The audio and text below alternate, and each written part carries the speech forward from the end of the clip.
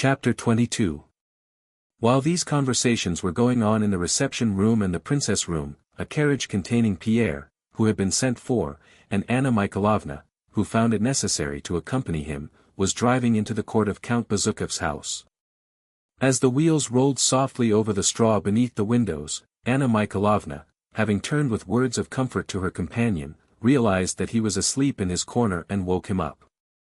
Rousing himself, Pierre followed Anna Mikhailovna out of the carriage, and only then began to think of the interview with his dying father which awaited him.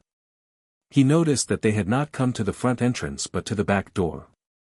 While he was getting down from the carriage steps, two men, who looked like tradespeople, ran hurriedly from the entrance and hid in the shadow of the wall. Pausing for a moment, Pierre noticed several other men of the same kind hiding in the shadow of the house on both sides. But neither Anna Mikhailovna nor the footman nor the coachman, who could not help seeing these people, took any notice of them. It seems to be all right, Pierre concluded, and followed Anna Mikhailovna. She hurriedly ascended the narrow dimly lit stone staircase, calling to Pierre, who was lagging behind, to follow. Though he did not see why it was necessary for him to go to the count at all, still less why he had to go by the back stairs, yet judging by Anna Mikhailovna's air of assurance and haste, Pierre concluded that it was all absolutely necessary. Halfway up the stairs they were almost knocked over by some men who, carrying pails, came running downstairs, their boots clattering.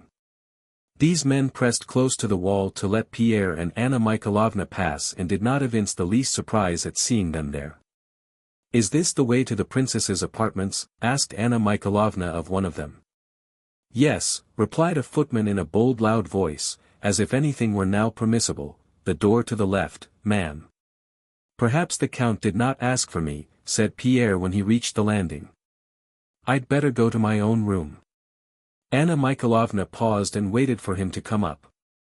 "Ah, my friend," she said, touching his arm as she had done her son's when speaking to him that afternoon, "believe me, I suffer no less than you do, but be a man."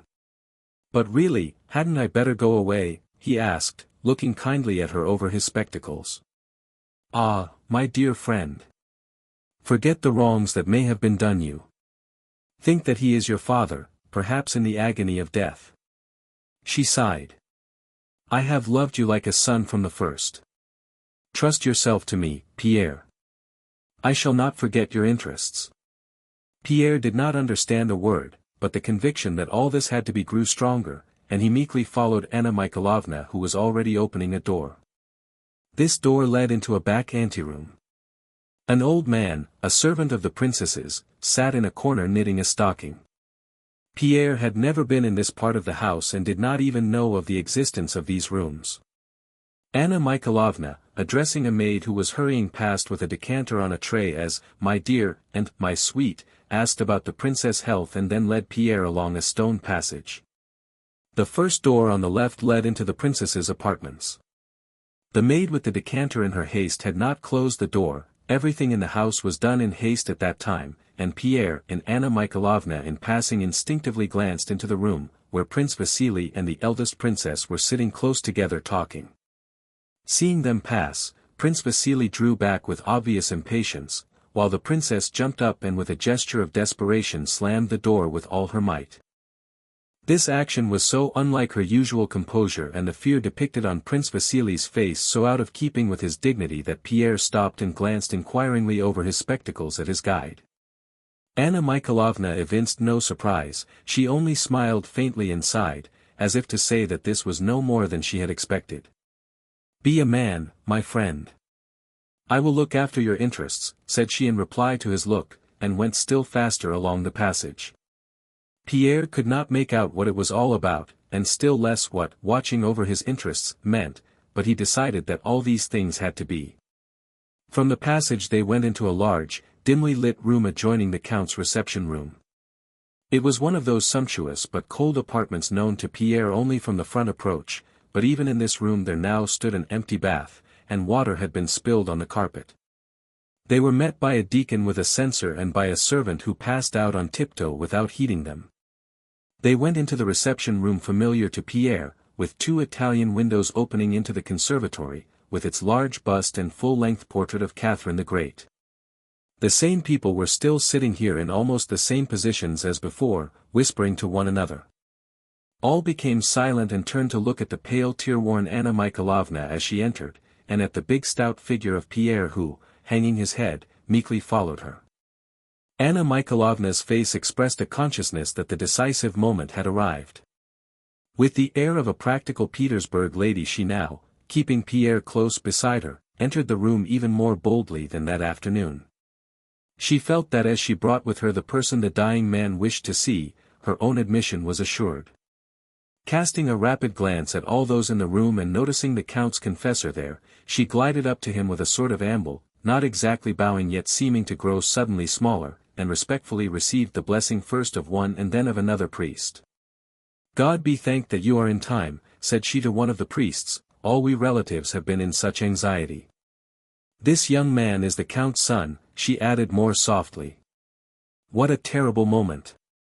Having said this she went up to the doctor. "Dear doctor," said she, "this young man is the Count's son. Is there any hope?" The doctor cast a rapid glance upwards and silently shrugged his shoulders. Anna Mikhailovna with just the same movement raised her shoulders and eyes, almost closing the latter, sighed, and moved away from the doctor to Pierre. To him, in a particularly respectful and tenderly sad voice, she said, "Trust in his mercy," and pointing out a small sofa for him to sit and wait for her, she went silently toward the door that everyone was watching and it creaked very slightly as she disappeared behind it. Pierre, having made up his mind to obey his monitress implicitly, moved toward the sofa she had indicated. As soon as Anna Mikhailovna had disappeared he noticed that the eyes of all in the room turned to him with something more than curiosity and sympathy. He noticed that they whispered to one another, casting significant looks at him with a kind of awe and even servility. A deference such as he had never before received was shown him.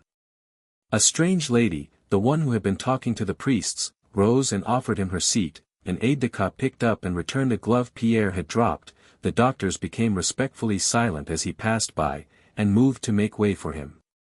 At first Pierre wished to take another seat so as not to trouble the lady, and also to pick up the glove himself and to pass round the doctors who were not even in his way, but all at once he felt that this would not do, and that tonight he was a person obliged to perform some sort of awful rite which everyone expected of him, and that he was therefore bound to accept their services. He took the glove in silence from the aide-de-camp, and sat down in the lady's chair, placing his huge hands symmetrically on his knees in the naive attitude of an Egyptian statue, and decided in his own mind that all was as it should be, and that in order not to lose his head and do foolish things he must not act on his own ideas tonight, but must yield himself up entirely to the will of those who were guiding him. Not 2 minutes had passed before Prince Vasily with head erect majestically entered the room. He was wearing his long coat with 3 stars on his breast. He seemed to have grown thinner since the morning, his eyes seemed larger than usual when he glanced round and noticed Pierre. He went up to him, took his hand, a thing he never used to do, and drew it downwards as if wishing to ascertain whether it was firmly fixed on. "Courage, courage, my friend. He has asked to see you." "That is well," and he turned to go. But Pierre thought it necessary to ask, "How is," and hesitated, not knowing whether it would be proper to call the dying man, the Count, yet ashamed to call him, father. "He had another stroke about half an hour ago." "Courage, my friend." Pierre's mind was in such a confused state that the word stroke suggested to him a blow from something.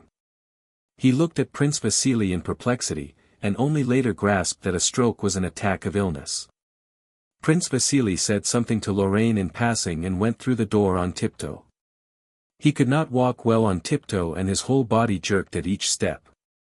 The eldest princess followed him, and the priests and deacons and some servants also went in at the door. Through that door was heard a noise of things being moved about, and at last Anna Mikhailovna, still with the same expression, pale but resolute in the discharge of duty, ran out and touching Pierre lightly on the arm said, "The divine mercy is inexhaustible. Unction is about to be administered. Come."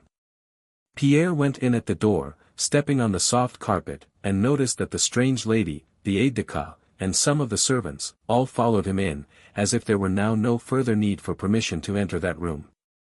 Chapter 23. Pierre well knew this large room divided by columns and an arch, its walls hung round with Persian carpets.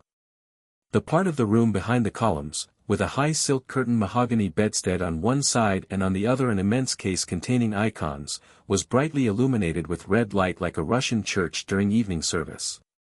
Under the gleaming icons stood a long invalid chair, and in that chair on snowy white smooth pillows, evidently freshly changed, Pierre saw, covered to the waist by a bright green quilt, the familiar, majestic figure of his father, Count Bezukov, with that grey mane of hair above his broad forehead which reminded one of a lion, and the deep characteristically noble wrinkles of his handsome, ruddy face.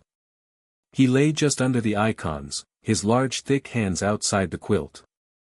Into the right hand, which was lying palm downwards, a wax taper had been thrust between forefinger and thumb, and an old servant, bending over from behind the chair, held it in position. By the chair stood the priests, their long hair falling over their magnificent glittering vestments, with lighted tapers in their hands, slowly and solemnly conducting the service. A little behind them stood the two younger princesses holding handkerchiefs to their eyes, and just in front of them their eldest sister, Katiche, with a vicious and determined look steadily fixed on the icons, as though declaring to all that she could not answer for herself should she glance round. Anna Mikhailovna, with a meek, sorrowful, and all-forgiving expression on her face, stood by the door near the strange lady. Prince Vasily in front of the door, near the invalid chair, a wax taper in his left hand, was leaning his left arm on the carved back of a velvet chair he had turned round for the purpose, and was crossing himself with his right hand, turning his eyes upward each time he touched his forehead. His face wore a calm look of piety and resignation to the will of God. If you do not understand these sentiments, he seemed to be saying, so much the worse for you. Behind him stood the aide-de-camp, the doctors, and the menservants. The men and women had separated as in church. All were silently crossing themselves, and the reading of the church service, the subdued chanting of deep bass voices, and in the intervals sighs and the shuffling of feet were the only sounds that could be heard. Anna Mikhailovna, with an air of importance that showed that she felt she quite knew what she was about, went across the room to where Pierre was standing and gave him a taper. He lit it and, distracted by observing those around him, began crossing himself with the hand that held the taper. Sophie, the rosy, laughter-loving, youngest princess with the mole, watched him. She smiled, hid her face in her handkerchief, and remained with it hidden for a while, then looking up and seeing Pierre she again began to laugh. She evidently felt unable to look at him without laughing, but could not resist looking at him, so to be out of temptation she slipped quietly behind one of the columns. In the midst of the service the voices of the priests suddenly ceased, they whispered to one another, and the old servant who was holding the count's hand got up and said something to the ladies. Anna Mikhailovna stepped forward and, stooping over the dying man, beckoned to Lorraine from behind her back. The French doctor held no taper, he was leaning against one of the columns in a respectful attitude implying that he, a foreigner, in spite of all differences of faith, understood the full importance of the rite now being performed and even approved of it. He now approached the sick man with the noiseless step of one in full vigor of life, with his delicate white fingers raised from the green quilt the hand that was free, and turning sideways felt the pulse and reflected a moment. The sick man was given something to drink, there was a stir around him, then the people resumed their places and the service continued. During this interval Pierre noticed that Prince Vasily left the chair on which he had been leaning, and, with an air which intimated that he knew what he was about and if others did not understand him it was so much the worse for them, did not go up to the dying man, but passed by him, joined the eldest princess, and moved with her to the side of the room where stood the high bedstead with its silken hangings. On leaving the bed both Prince Vasily and the princess passed out by a back door, but returned to their places one after the other before the service was concluded. Pierre paid no more attention to this occurrence than to the rest of what went on, having made up his mind once for all that what he saw happening around him that evening was in some way essential. The chanting of the service ceased, and the voice of the priest was heard respectfully congratulating the dying man on having received the sacrament. The dying man lay as lifeless and immovable as before. Around him everyone began to stir, steps were audible and whispers, among which Anna Mikhailovna's was the most distinct. Pierre heard her say, "Certainly he must be moved on to the bed, here it will be impossible." The sick man was so surrounded by doctors, princesses, and servants that Pierre could no longer see the reddish-yellow face with its grey mane, which, though he saw other faces as well, he had not lost sight of for a single moment during the whole service. He judged by the cautious movements of those who crowded round the invalid chair that they had lifted the dying man and were moving him. "Catch hold of my arm or you'll drop him," he heard one of the servants say in a frightened whisper. "Catch hold from underneath." "Here," exclaimed different voices, and the heavy breathing of the bearers and the shuffling of their feet grew more hurried, as if the weight they were carrying were too much for them.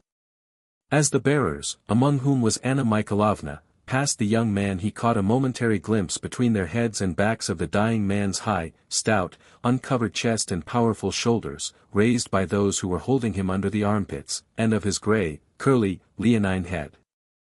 This head, with its remarkably broad brow and cheekbones, its handsome, sensual mouth, and its cold, majestic expression, was not disfigured by the approach of death. It was the same as Pierre remembered it 3 months before, when the Count had sent him to Petersburg.